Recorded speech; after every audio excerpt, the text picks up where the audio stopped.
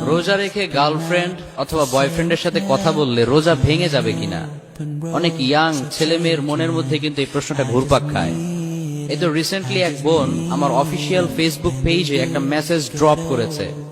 তো আমি তো ওইভাবে মেসেজগুলো পড়ি না, আমার পিএস আমাকে মেসেজটা দেখালো। সেখানে সেই বোন লিখেছে, হুজুর ভালোবাসা নিবেন।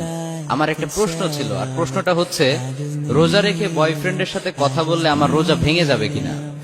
তো এই মেসেজটা পড়ে আই ওয়াজ রিয়েলাইজড যে লোকজন আসলে ইসলাম মানতে চায়, ঠিক কিনা বলেন যুবক ভাইয়েরা? কারণ ইসলাম যদি মানতে নাই চাইতো, ইসলামিক শরিয়াকে তারা যদি ফলো নাই করতে চাইতো, এই প্রশ্ন সে আমাকে করতো না। তো তার এই প্রশ্নটার উত্তর হচ্ছে, রোজা রেখে গার্লফ্রেন্ড অথবা বয়ফ্রেন্ডের সাথে কথা বললে রোজা ভেঙে যাবে না। এর কারণ মুবতিলাতুস সিয়াম, রোজা ভঙ্গের যে সকল কারণ রয়েছে তন্মধ্যে এই কারণটা পাওয়া যায় না। তবে আমার সাজেশন হচ্ছে যে রিলেশনশিপটাকে এরকম হারাম অবস্থা থেকে হালালে কনভার্ট করে নাও।